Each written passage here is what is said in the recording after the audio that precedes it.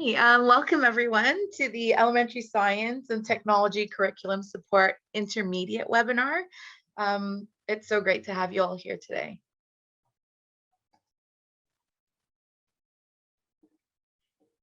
The Durham District acknowledges that many Indigenous nations have long-standing relationships, both historic and modern, with the territories upon which I currently reside. Today, this area is home to many Indigenous peoples from across Turtle Island. I would like to acknowledge that the Durham region forms a part of the traditional and treaty territory of the Mississaugas of Scugog Island First Nation, the Mississauga peoples, and the treaty territory of the Chippewas of Georgina Island First Nation. This acknowledgement that I just read was made in consultation with local treaty partners.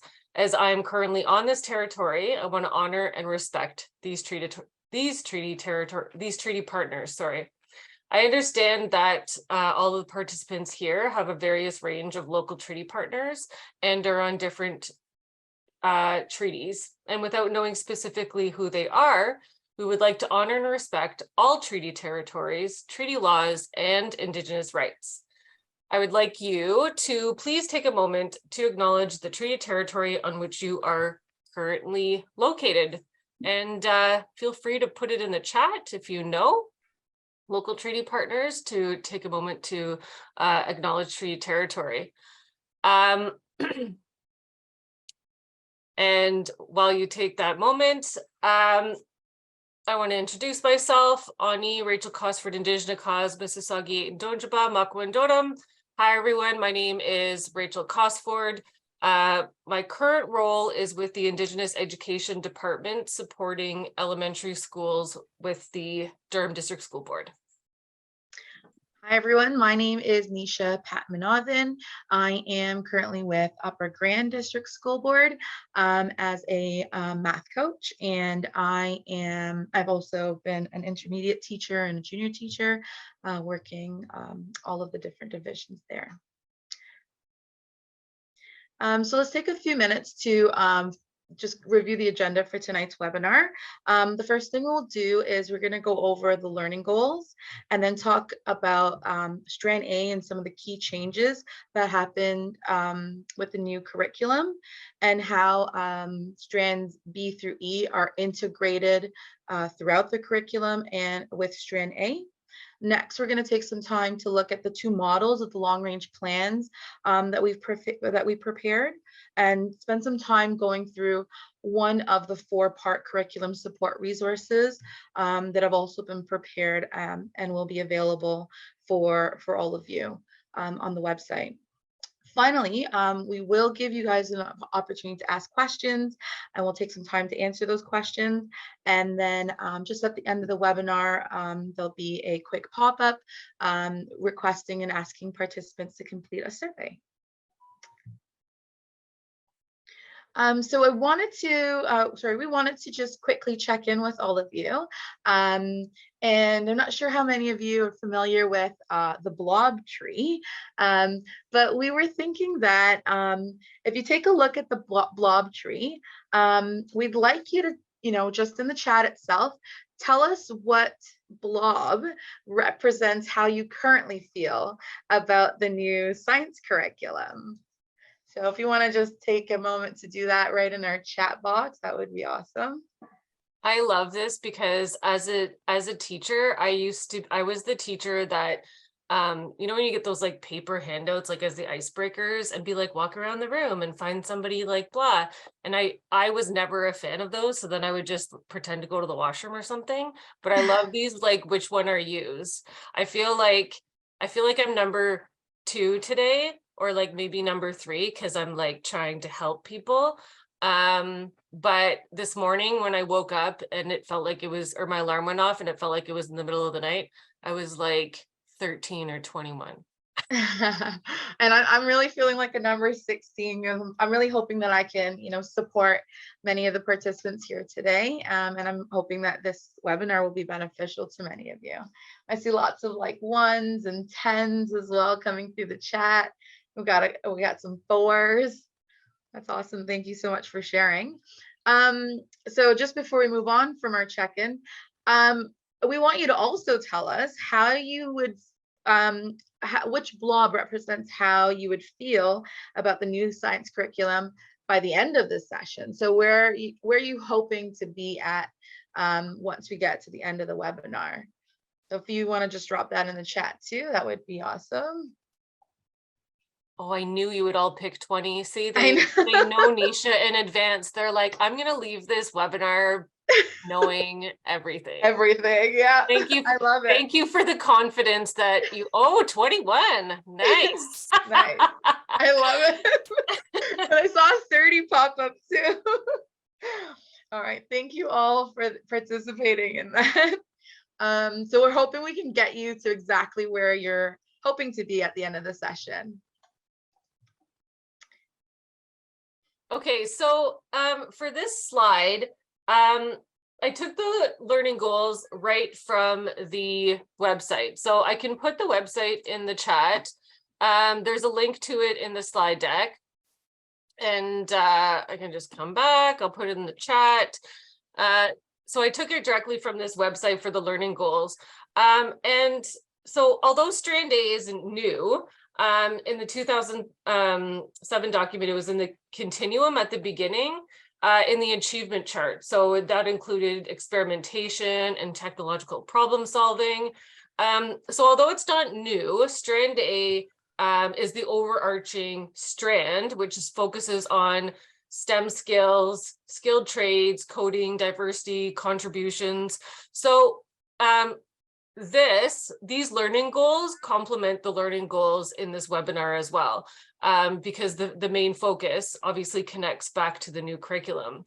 So 3 main goals include, for example, developing critical skills, focusing on practical connections to students' lives and communities, and also looking at the big picture and our changing world.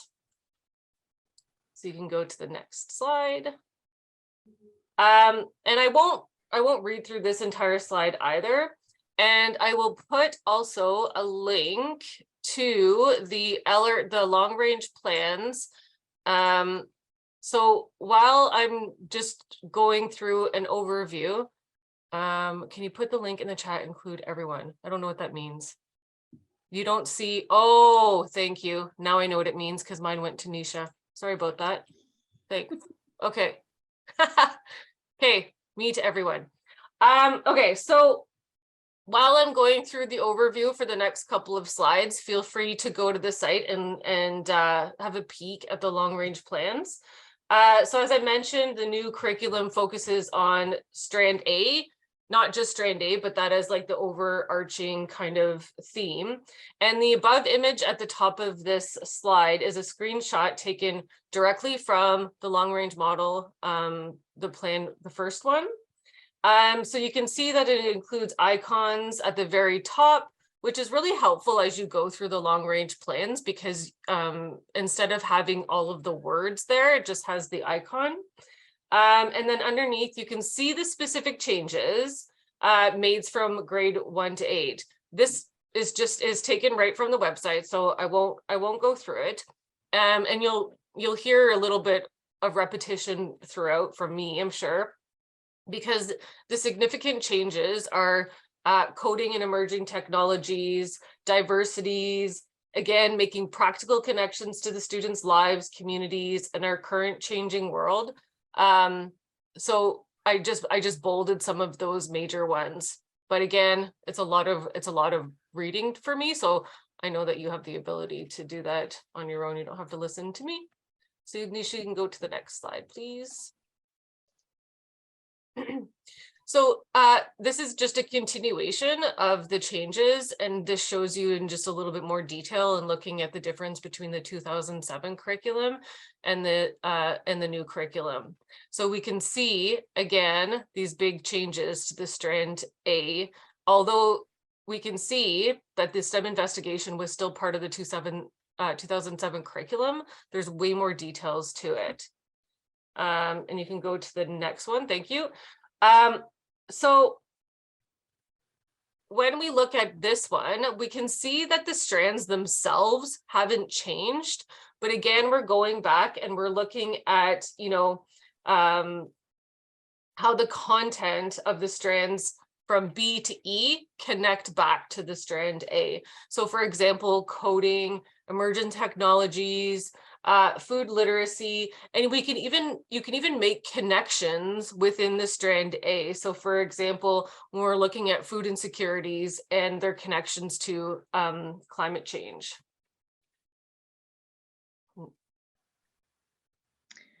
Okay, so I'm going to take a few minutes just to talk a little bit more about the integration piece of strands B through E, and specifically focusing on strand A.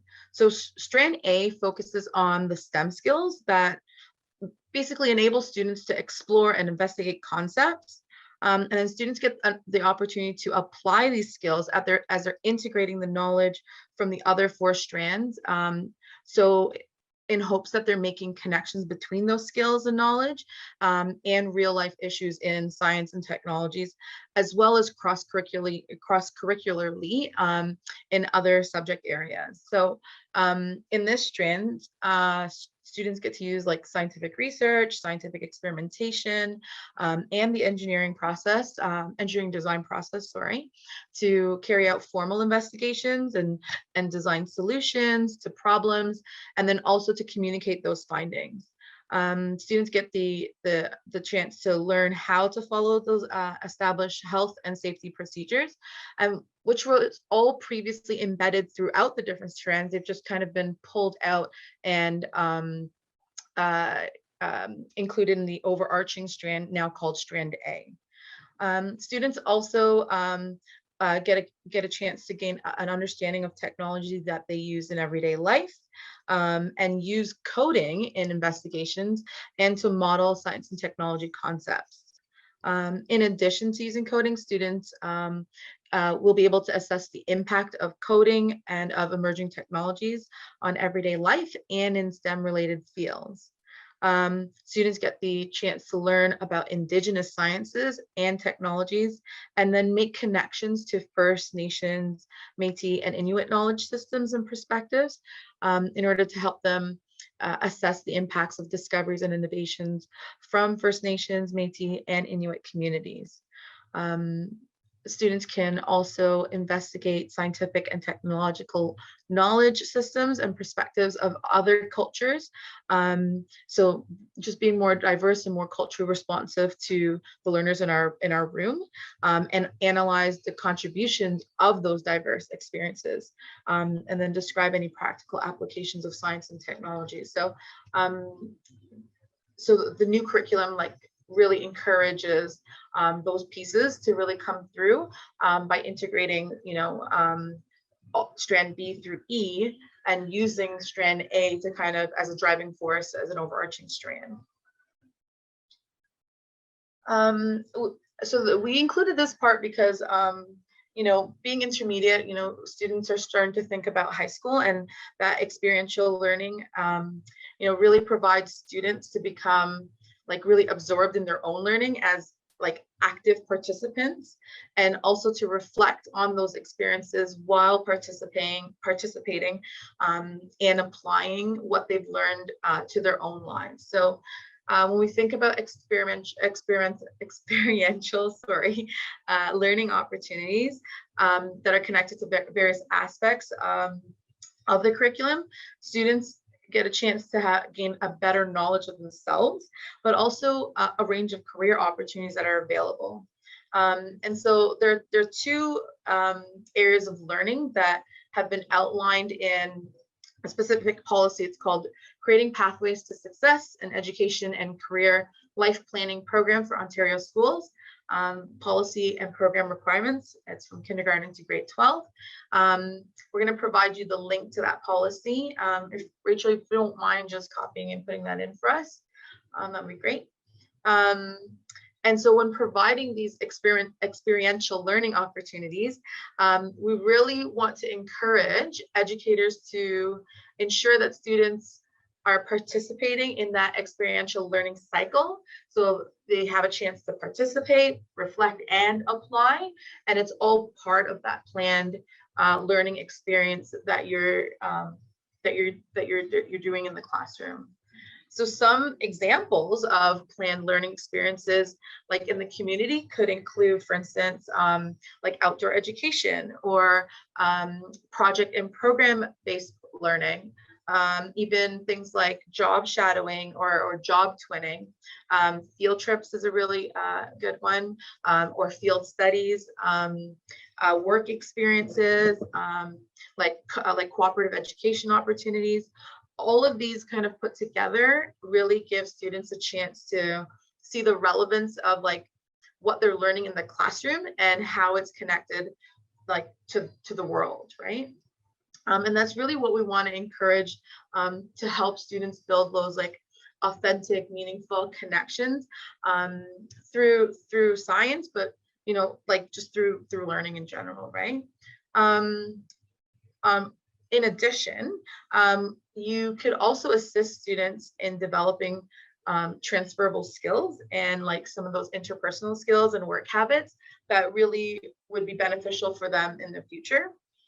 This will really just enable students to dive into careers that they're interested in, as they're using different pathway tools in school and through like their post-secondary education, whether it's in apprenticeship training or in college or community living or university or just even in the workplace.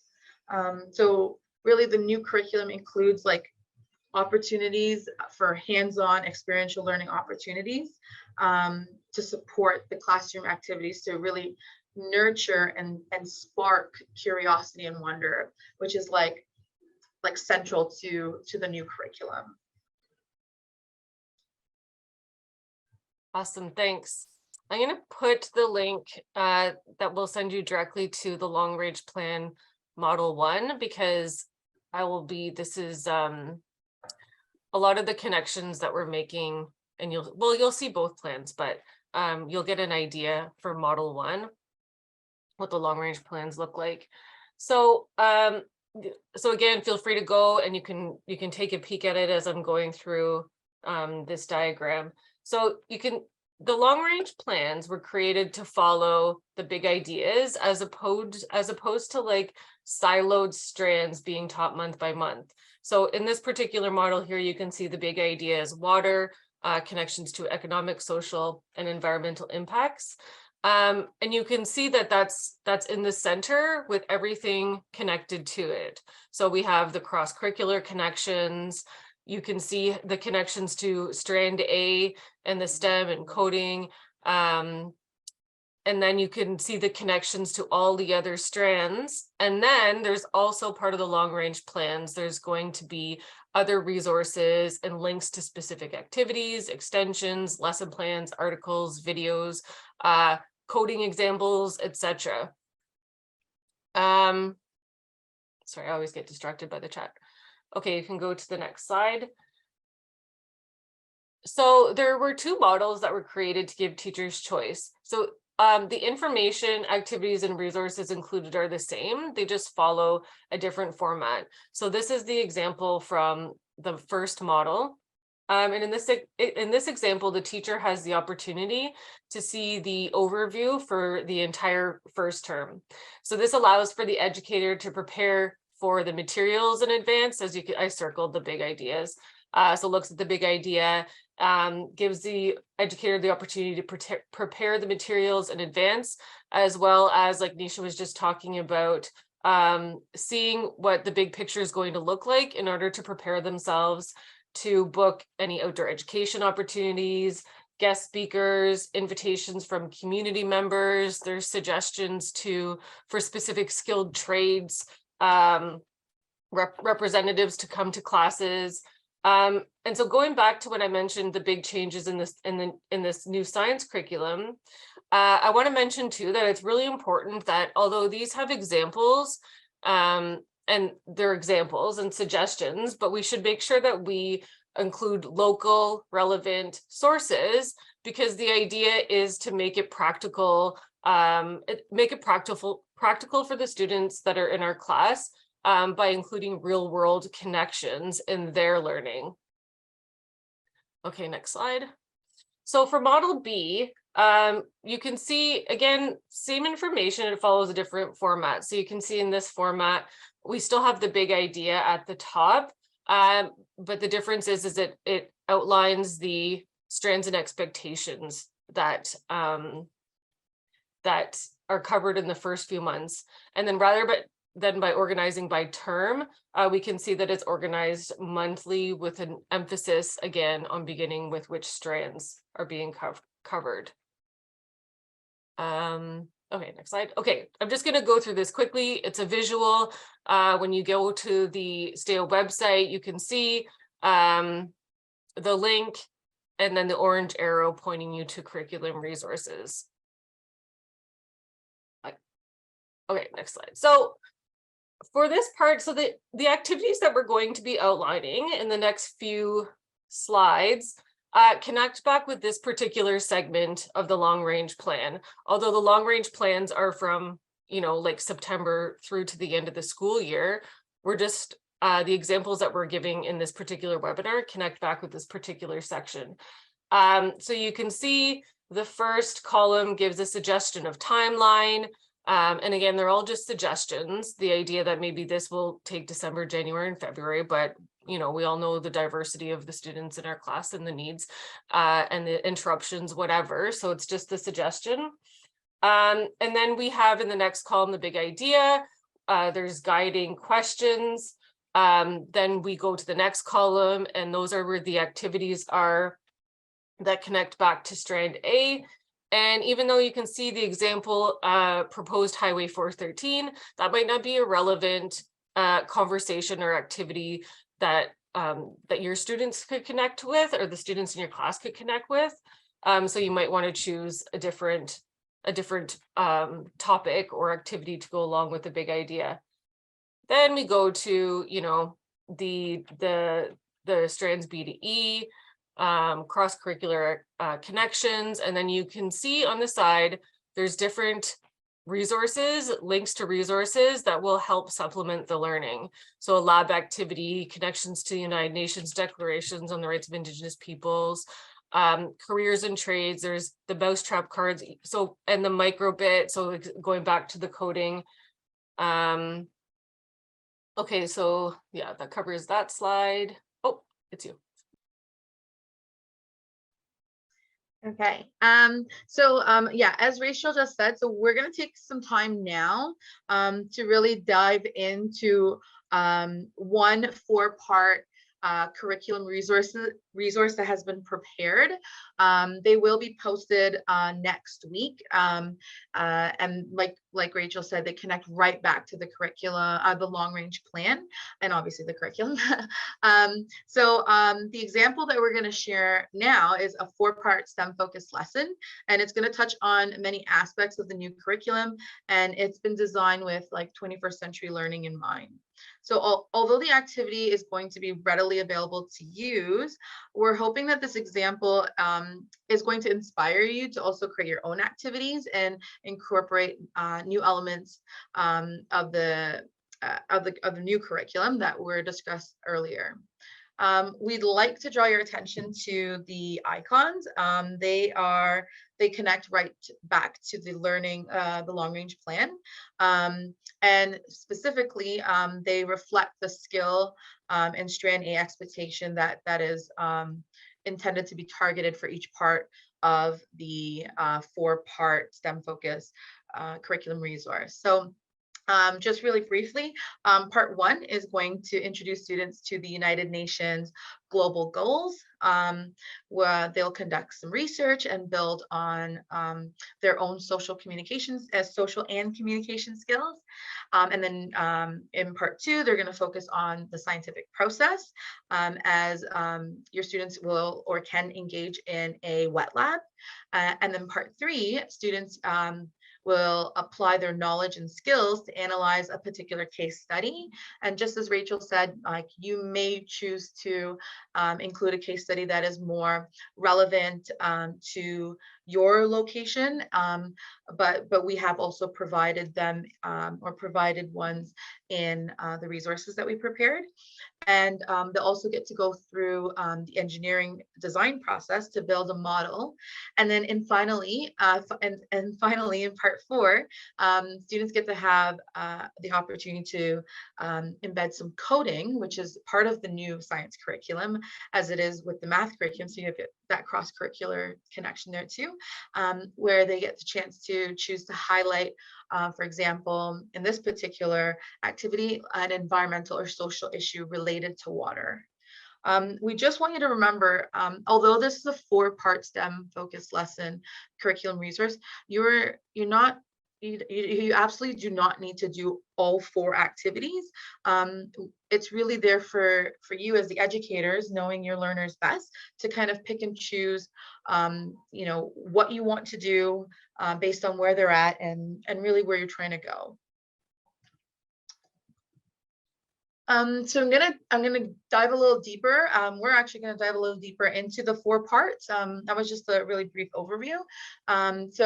In part 1, or in learning experience 1, students are going to, like I said, explore the United Nations Sustainable Development goals and start by coming up with some questions. Their examples are some questions that students can be asked to help stimulate critical thinking that as a teacher you may choose to use. But then they also go on to watch a video that's been put together by the United Nations that further explain the Sustainable Development Goals. And then students will then be separated into groups for this activity, where they will be assigned, for example, a specific goal centered around water, its accessibility, and its quality. And then in this particular activity, the way we've laid it out is we've suggested that teachers can use chart paper, but you can use really any other mode of presentation you'd like, essentially for students to get a chance to communicate their findings with their classmates, which kind of goes back to that Strand A with the communication piece, right? And then so that's part 1 of the learning experience. In part 2, as I mentioned, that part consists of a wet lab. So this is where students are kind of drawing on their scientific experimentation skills, and they will get to go through that process and collect water samples in their community, and then evaluate the quality of those samples. And then in this wet lab, we asked them to compare them to the Ontario standards of water quality, and then share their findings back on a common spreadsheet. So if your board is a Google board, for example, you could use something like Google Sheets. That's what has been suggested in the activity, but you're also welcome to use any other tool that allows students to kind of collect data in one place so that they can kind of talk about it as a whole and have a lot of information rather than just a little bit if they were doing it in small groups.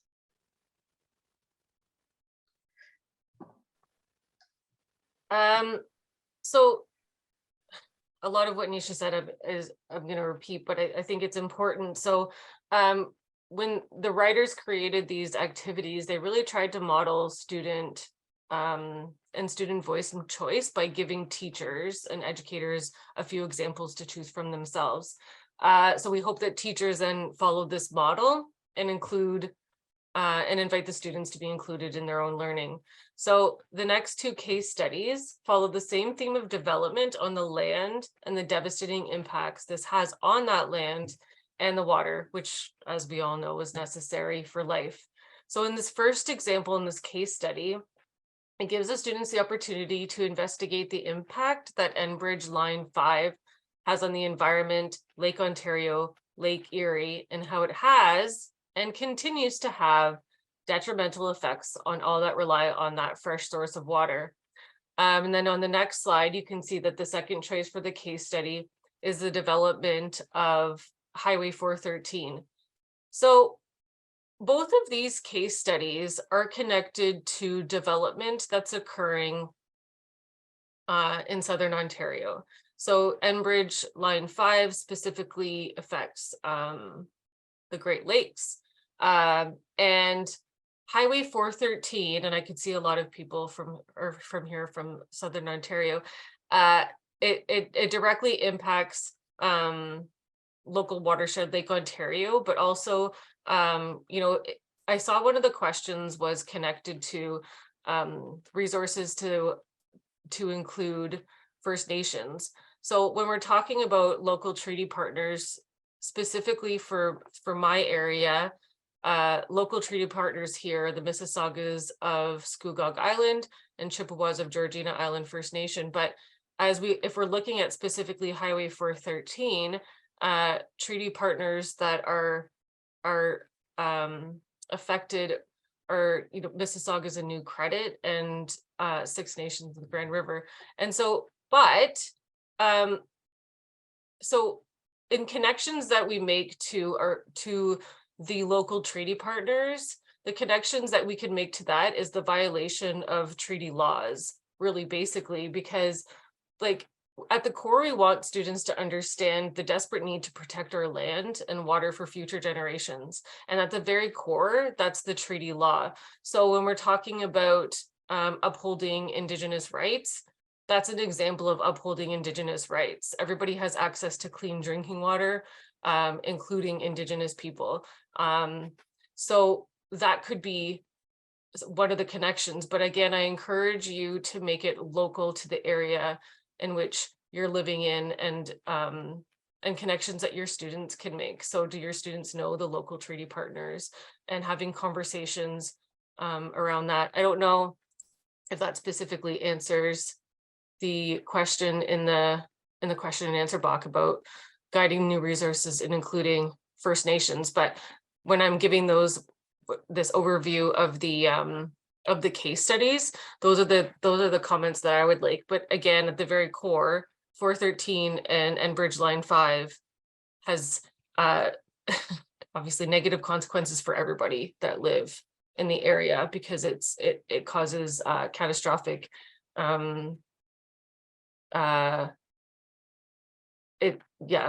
to our land and water. So sorry, I went off on a tangent, Nisha. Not at all. It's great. I think it's beneficial for sure. Yeah, so just kind of going back a little. So what you're seeing here that we're presenting are screenshots of like handouts that will be readily available on the website next week. So an educator could technically download these and be in a position to use them right away. Just again, as Rachel said, like try to make it as authentic to your learners as possible based on, your location and, their lived experiences and social identities. So try to keep that at the forefront when you're deciding on what learning experiences and activities you're choosing to do and engage in with your students. Okay. So there was a question about coding, and I'm hoping that this will bring or shed some light on that piece. And if not, we can revisit for sure. So in learning experience, not learning experience, sorry, in the fourth learning experience of this 4-part STEM lesson activity is coding. So in this particular activity, connecting back to water, like all of these are connected right back to the long range plans. Students get the chance to do some coding. And they have many options of programs and options of tasks that have been provided and suggested in the resources that will be available. And what we're suggesting in the resources that were provided is that they can choose to create a program to raise awareness about an issue related to an aspect of this particular study surrounding the environmental and social impacts in relation to like water quality and availability. So the idea is that after the learning they've done with the sustainable goals from the UN and doing their wet lab and engaging in either one of those case studies, they now have a little bit more knowledge and experience that they could potentially code a program to raise awareness about a particular issue related to water quality and availability. So they can, or they can also choose to create a program, for example, that simulates either like a step or a multi-step, like wastewater management or treatment. So that's another kind of idea, trying to embed more coding into these particular tasks. Another example they could do is they could like code, for example, or mimic a situation of water pollution, such as an oil spill, and show what that kind of impact that could have, right? Either environmentally or socially as well. So again, through each learning experience, we suggest different applications and tools that educators can use or materials. And so for coding, it is suggested as one of the programs to use is Scratch for the task, but you may be aware of an alternative coding program that students are more familiar with in your board or in your location, or based on, boards have different, I guess, different, privileges in terms of what they will allow you to use. So whether, it's a green tool or a red tool, or it's, all of those pieces. So thinking about what program you're using might be dictated by that piece. But yeah, we're suggesting Scratch, and they can use that, make those decisions based on their level of comfort, of that of the teacher, and availability. The last piece, as we mentioned before, in this particular program, in this particular resource that was designed, is the engineering process that we wanted to give our students an opportunity to take them through, which is again part of Strand A. And so we actually prepared an interactive presentation that will be available that teachers can download. And it's designed in such a way that it could really allow students to use the slides or the interactive presentation and literally go through the various steps of the engineering design process in relation to, for example, the activity we're suggesting is building a watershed. And then with the use of the interactive slides, they get a chance to understand the steps involved in that process before they actually go ahead and build the model, right? So thinking about like the planning piece, the design piece, thinking about, some teachers have used like even like AutoCAD to design before they start building, and keeping in mind that the fact that it is a bit of an iterative approach, that you test something, it doesn't work, you got to try it again, right? And teachers could also use this interactive presentation that's been provided as a tool also to like just teach their class, so they don't have to give it to them individually and let it kind of be a self-guide. They can use it as a teaching tool or an instructional tool to take students through that engineering design process. So it's really, again, like we try to give a lot of choice and voice to the educators so that they have the opportunity to make decisions based on, like who's in their classroom, right? And so this part here, this kind of wraps up the 4-part lesson that we wanted to take you through for the resource, in relation to give educators an idea of really what the new curriculum could look like in a classroom, in an intermediate classroom. That's kind of that's the last piece of it. We also wanted to take a moment to kind of thank all of the people that have been involved in various aspects of like the long range planning, the resources that have been created, and the coding resources as well. So we want to extend our thanks today to the educators who contributed to the creation of the long range plans. We also wanted to extend our thanks to the following writing teams that were involved in the curriculum resources. Again, those will be available next week on the website. And finally, we wanted to thank the writing teams that were that supported the development of the coding resources as well.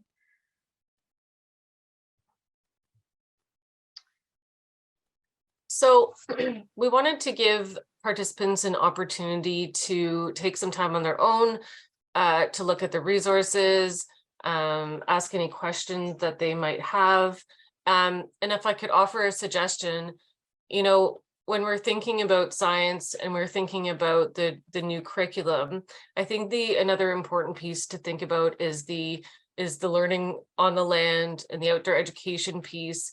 And for this particular one, when we're talking about watersheds, I'm fortunate with Durham District School Board that we have an amazing outdoor ed, multiple amazing outdoor ed facilities. And one of the quote unquote programs that they run is a live demonstration of a watershed for students to see. And so I don't know the other boards, but, you know, taking some time to check out the programs that outdoor ed facilities offer in your area. And also, you know, you can see that a lot of the big ideas centered around water, and we're surrounded by water. So having, you know, students have the opportunity to get outside, learn on the land, and be active, I think is also a huge component for our science curriculum. So we've put some links into the chat, and if you want us to include anything more, feel free to put it in the chat as well. So we have about 15 minutes left in the webinar. So we were thinking that we would give you, you know, 5 minutes or so, however long you need. And think of the guiding question of thinking about the students in your own class. And when you're thinking about how to include student choice and voice in your class, what would that look like? If you can look at the long range plans and activities, maybe thinking about, because the activities mentioned here were about development and land and water, what are some developments in the areas that you're currently on or residing on, and you thinking of activities. Conversations are always great to have. I know it's just a short amount of time because I'm definitely not an expert, and so I always love to hear from other people as well. And I see that there are some questions that have populated in our Q&A. So we have provided some, so the new, someone's asking about the new resources and how we can incorporate coding and First Nations and so on. So in the curriculum resources that will be posted next week on the website, so that's the website, the scitechontario.ca. We showed a screenshot of it. In the curriculum resource section, there will be resources, 4-part resources, just like the one we shared today, that will incorporate those things that you're asking about, right? So like the one we shared today, like how you could incorporate, for example, coding, and those pieces about First Nations, Métis, and Inuit perspectives or learning. So those are some ways, and the resources that will be posted will provide additional opportunities or suggestions to educators on how those pieces can be incorporated. So I hope that helps answer that question. There's another one asking about platforms that are being used for coding, and I'm kind of looking, creating a code like in real life other than Scratch. I'm interpreting that as you're looking for something other than block coding. I'm hoping I'm understanding that correctly. So in terms of those platforms, like I guess it would depend on the language you're thinking about teaching your students. So I don't know if you're teaching them or hoping to teach them like Visual Basic or C++, but they all have like their own platform. So I hope I'm interpreting that question correctly. When you say in real life other than Scratch, what are you thinking, Rachel? I don't know. I got distracted because I saw the question in the chat. It says, can you speak to the inclusion of food literacy in the new science curriculum and whether there are food specific resources available? I put the PDF file of the Model 1 long range plans because if you look, if you scroll down to March and April, the big idea is food security, environmental and social impacts. Again, this connects to, when you're looking at this, it connects to, I was part of the writing team, so I took the experiences from the land that I currently reside on and thinking about local treaty partners. And so we connect food security to foods, traditional foods from this particular area. So for example, salmon, wild rice, berries. And then the next part is innovative technologies in cell biology as it relates to food security. So making connections, and there's examples there for coding, and connecting to the cells, I say unit because that's what I'm so used to, but connecting part to that strand. I hope that answers the question about food security or food literacy, sorry. And someone asked, what was the engineering design process prototype? So in the example that we took you through, and again, it's just one of the curriculum resources that will be provided. We suggested, because we were focused on water and water quality and accessibility, we suggested designing a watershed. So someone asked to mention that again. So I just putting that out there. And someone is asking to repost the slideshow in the chat. So the webinar is being recorded and will be posted as early as tomorrow, I believe. I think the slides will be posted alongside that. Rachel, do you know about that piece? I don't know. I was thinking too about the engineering design process in that there's a slide deck. So Nisha, when you went through it, that slide deck is also going to be, once the activities are posted, that slide deck will also be included. So then you have an opportunity to look into that a little bit more. Sheila just put that the slide will be available on the website. Thank you so much for confirming. Sorry about that.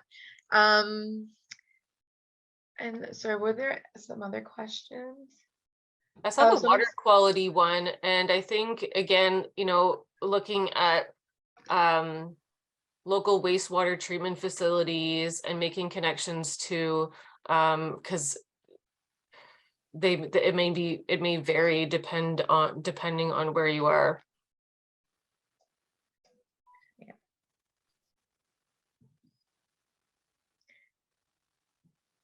So we're just looking at the grade 7 long range Yeah. plan, and the resources section, there are links to the Ontario Science Centre teacher resources. So and correct me if I'm misinterpreting the question, but are those the specific activities for the teacher resources? Because those haven't been posted yet. The long range plans include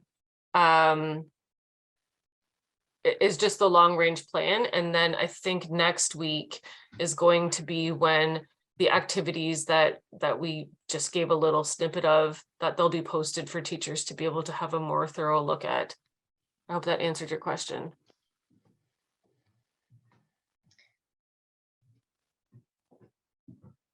Oh, a dish with one spoon wampum belt came out there. Seed saving and maintaining is another way to, right. So the dish with one spoon wampum belt is really interesting because that's one of the first treaty laws. So it's tricky because unless you have, and I certainly don't, I'm still learning about treaty laws and wampum belts. But, you know, I always caution about wampum belt teachings because it's hard when you don't really have the background. But I think at the core, what you're trying to connect the cell biology to is the idea. So the dish with one spoon is the idea of, you know, again, it's the first like treaty law. We're trying to protect our land and water for future generations. And to do that, we have to share the land, take only what we need, take care of the land, respect the land. All of that connects to treaty laws at the very core of it. So thanks, Alan, for putting that in there, because that's a really good point. Thanks.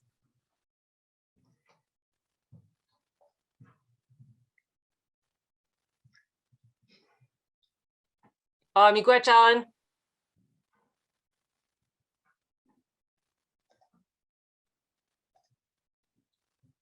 So I'm just taking a look at the time too, and just putting up this next slide in terms of follow-up support in the event that we have not had the opportunity to answer your question.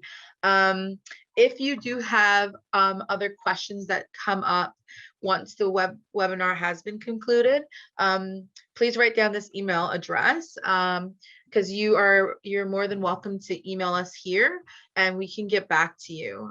We don't want anyone to feel as though, oh no, like, you know, the webinar is done, I'm not going to have the ability to talk to any of these people again, and I have all these questions now that I've had a chance to sit down and really kind of dig deeper into the resources we're providing or the long range plans that have been posted. So please feel free to email us at this email address, info@stao.ca, and we will touch base with you, get back to you, try to support you the best that we can. And speaking for myself, if I don't know the answer, I'll totally try to find someone who can answer your question for you. We also just wanted to put this piece out as well. You know, hearing about what is available and what is going to be available next week, and the type of resource that you can expect to see. We're wondering, you know, are there any additional supports that you feel like you need in order to feel more comfortable implementing the new science and technology curriculum? And again, you do not have to answer now, but if you do come up with something after having an opportunity to go through the resources and the long range plans, if you want to just flip us an email, then that way we can see what else we can do to help support you.